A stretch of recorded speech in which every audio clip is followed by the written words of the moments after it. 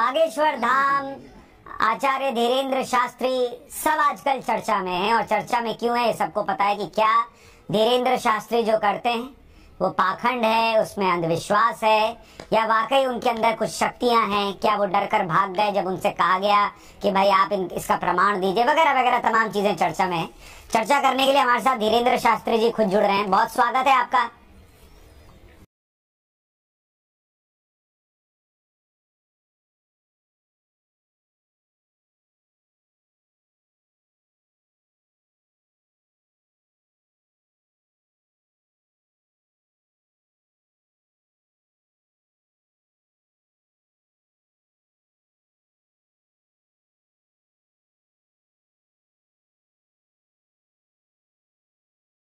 फैला रहे हैं, एक्टर्स लेकर आते हैं, ऐसा कुछ है। बागेश्वर हनुमान जी की कृपा है। हाँ,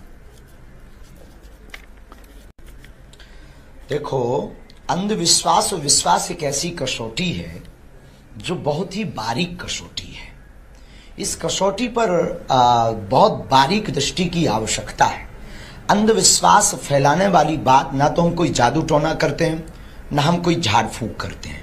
हम केवल अपने इष्ट से प्रार्थना करते हैं और हमारे इष्ट बागेश्वर बालाजी महाराज, बागेश्वर हनुमान जी महाराज केवल हमारी नहीं, हर उस भक्त की सुनते हैं जो श्रद्धा और विश्वास पूर्वक उनके चरणों में आता है। फिर आप कहेंगे कि माध्यम क्यों? आदिकाल से ही गुरु परंपरा का वह रहा। तो हमारे यहाँ 3 पीढ़ियों से दरबार लग रहा। हमारे दादा गुरु जी भी लगाते थे, उसके पूर्व में भी एक संत हुए, वो भी लगाते थे। तीसरी पीढ़ी में हम भी। हमने कभी कोई दावा नहीं किया हम कोई ईश्वर हैं, या हम कोई चमत्कार करते हैं, या हम कोई मिरेकल करते हैं। हमारे पास जो गुरु कृपा है, हम ईश्वर से प्रार्थना करते हैं। जैसे पुत्र के बीमार होने पर माता और पिता प्रार्थना करते हैं, वैसे ही शिष्य के आपत्ति विपत्ति में हम अपने इष्ट से प्रार्थना करते हैं और हमारा इष्ट चमत्कार हमारे बालाजी कृपा कर देते हैं। उससे लोग अलग अलग दृष्टि से देखते हैं। तो अब आप इसको किस दृष्टि से देखेंगे ये आपके ऊपर है। पर सनातन में क्या ताकत होती है उसका प्रत्यक्ष प्रमाण बागेश्वर बालाजी का दरबार है। पर धीरेन्द्र शास्त्री जी, आप कह रहे हैं आपके पास कुछ विशेष पावर्स नहीं है, आप कोई चमत्कार नहीं करते, लेकिन आप अपने ईष्ट से या हनुमान जी से जब कुछ कहते हैं तो वो कर देते हैं। ये तो सबके साथ नहीं होता। मैं तो हनुमान जी को देख नहीं सकता, उनसे बात नहीं कर सकता। हाँ, अंतरात्मा से प्रार्थना कर सकता हूं, मेरे पास ये पावर नहीं है। वो प्रार्थना में दोनों में जमीन आसमान का अंतर है। कहने में और प्रार्थना में दोनों में अंतर है। कहना ऑर्डर हो गया, प्रार्थना स्तुति हो गया। तो आपको प्रत्येक भक्त को अनिवार्यता है। नहीं, लेकिन आपके पास जो पावर्स हैं वो मेरे पास तो नहीं है ना, तो आप तो विशेष हुए। फिर उसके लिए फिर आप, हम कोई विशेष नहीं है, ये आपकी दृष्टि है। अगर आप मानते हैं तो हमें कोई बुराई नहीं है। जो कई लोग हमें उल्टा सीधा भी तो मानते हैं, तो उससे भी हमें कोई बुराई नहीं है। उनके प्रति हमारी कोई नाराजगी भी नहीं है। तो ये आपकी दृष्टि है, हम अपने आप को नहीं मानते। आपको हनुमान जी दिखते हैं क्या? नहीं, बिल्कुल भी नहीं। हमने ऐसा कभी दावा भी नहीं किया। तो आप जब संपर्क साधते हैं तो कैसे साधते हैं? मतलब आप अपने विचार में संपर्क साधते हैं? ध्यान विधि, ये आदिकाल की परंपरा है। ध्यान विधि, जिस परंपरा को हमारे पूज्यपाद दादा गुरुदेव ने हमें दी है, वह एक विधि ध्यान विधि है। आभास विधि, मन में आभास होता है, मन में तरंग जागती है कि अमुक व्यक्ति आएगा, उससे उसकी यह ऐसी पीड़ा हो सकती है। हम उसको राम नाम ले करके और कलमबद्ध कर देते हो। ईश्वर की कृपा से ये सनातन की ताकत है कि वो सत्य निकलता है। और हम आपको बहुत अच्छे से जवाब दें कि सनातन में क्या ताकत होती है। कितने भी ये पादरी और मौलवी हैं पूरे दुनिया के, बागेश्वर धाम की इस आभास और इस शक्ति का सामना नहीं कर सकते। तो मुझे ये बताइए, आपके पास ये शक्ति, क्योंकि हमारे सनातन में क्या ताकत है। और पहली बात, हाँ, पहली बात, बोलिए। आप बोलो, हमारी तो आदत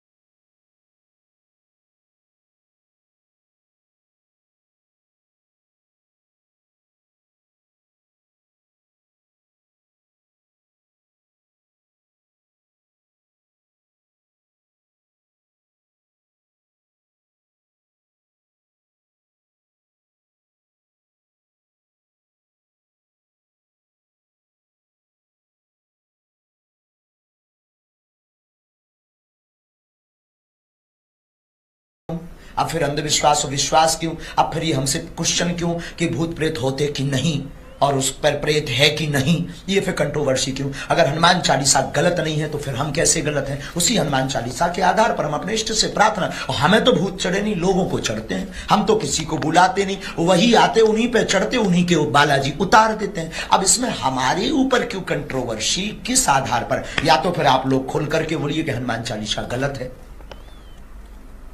अच्छा, चूंकि धीरेन्द्र जी होता क्या, मैं आपको बताता हूं थोड़ा सा।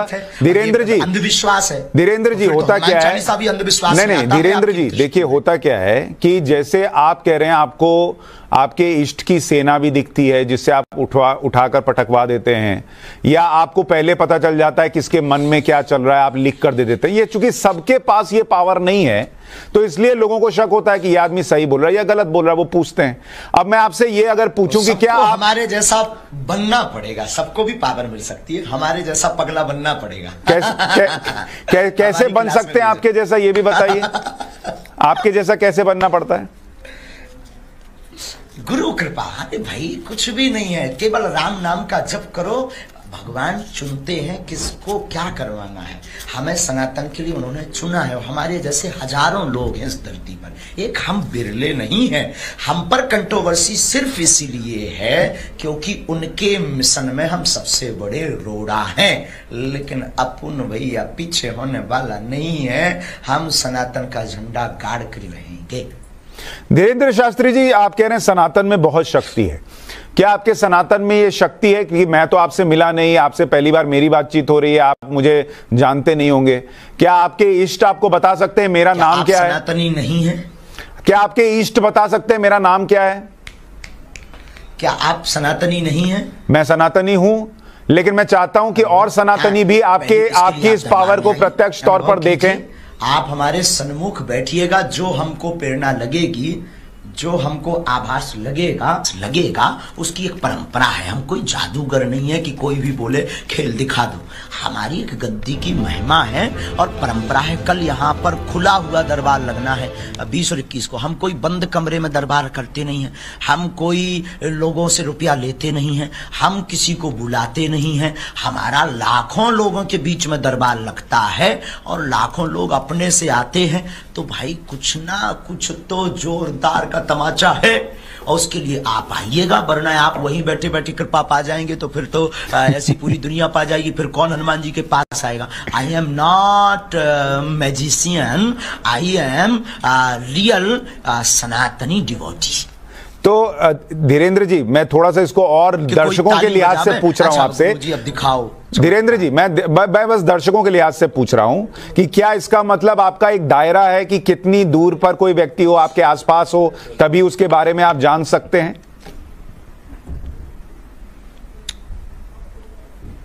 कोई दायरा नहीं है। दरबार की गद्दी की परंपरा है जो हमारे दादा गुरुजी लगाते थे। गद्दी पर आह्वान किया, श्री हनुमान जी से प्रार्थना की कि हे बागेश्वर बालाजी, जितने सन्मुख बैठे हैं उनकी जो जो पीड़ा है उन पर अपनी कृपा करो। हनुमान चालीसा का मन ही मन पाठ किया और मन में आभास को लेकर के पेन कागज लिया, लिखना शुरू कर दिया। उस कागज के आधार पर हमें आभास हो जाता है कि अमुक व्यक्ति की ये अर्जी है, उसके मन में ऐसे ऐसे प्रश्न हैं और ईश्वरीय सत्ता सनातन की क्या ताकत है उसका प्रमाण ये है कि जो व्यक्ति आता उसके वही प्रश्न निकलते हैं। बस इतना है। अच्छा धीरेन्द्र शास्त्री जी, क्या आप भूत प्रेत देख सकते हैं? आपने कहा आपने हनुमान जी को नहीं देखा, आपको आभास होता है, उनसे संपर्क है। क्या भूत प्रेत देख सकते हैं आप?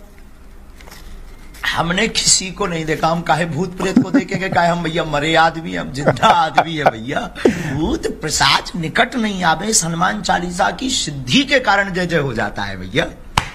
अच्छा धीरेन्द्र जी, आपको ये सब कब से होना शुरू हुआ? जब आपको लगा